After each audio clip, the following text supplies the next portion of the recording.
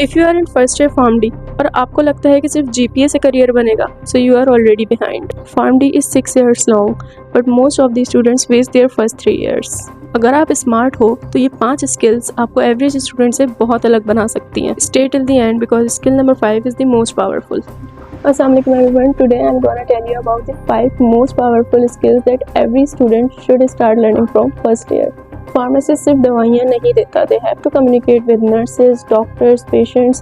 तो अगर आपकी कम्युनिकेशन स्किल स्ट्रॉन्ग नहीं है, अगर आप अपनी बात दूसरे को नहीं समझा पाते, तो आपकी नॉलेज भी हिडन रह जाती है। आप अपनी बात कॉन्फिडेंटली किसी को नहीं समझा पाते तो आपको हमेशा फॉर ग्रांटेड लिया जाएगा। So start practising now, improve your English speaking, patient counselling techniques, medical conversations.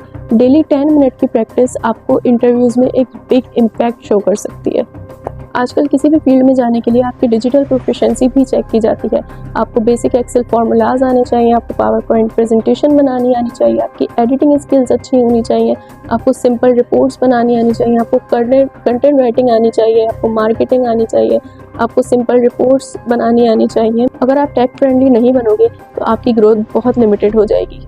Most of the pharm D students research को इग्नोर करते हैं, लेकिन अगर आपको अब्रॉड जाना हो तो रिसर्च एक्सपोजर बहुत ज़रूरी होता है। Start with basic. Research paper क्या है, पबमेड कैसे यूज़ करना है, रिसर्च के बेसिक टूल्स क्या होते हैं, रिसर्च पेपर को पढ़ते कैसे हैं और लिखते कैसे हैं। Even one small research project can make impact in your CV।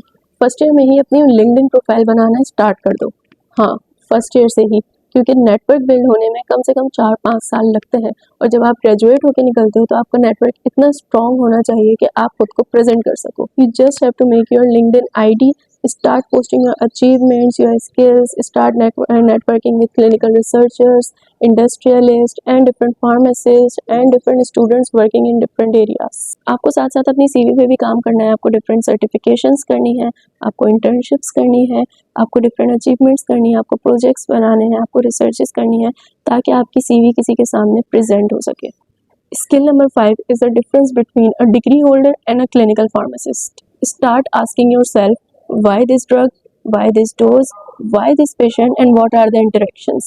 आपको क्लिनिकल केस डिस्कशन बहुत अच्छी तरह आनी चाहिए। अपनी ड्रग्स याद करने के लिए फ्लैश कार्ड्स बनाओ, नोट्स बनाओ, मैकेनिज्म्स को इजी लैंग्वेज में करके लिखो और आपके पास इतना डेटा होना चाहिए कि जब आप कोई टेस्ट देने जाएं या किसी हॉस्पिटल फार्मेसी में अप्लाई करें तो आपको सिर्फ रिवीजन करना हो। फार्म डी मुश्किल नहीं है और इसका स्कोप भी बहुत ज़्यादा है, लेकिन अगर आप इसको बिना प्लानिंग और स्ट्रेटेजी के करने की कोशिश करोगे तो आपकी ग्रोथ बहुत लिमिटेड हो जाएगी।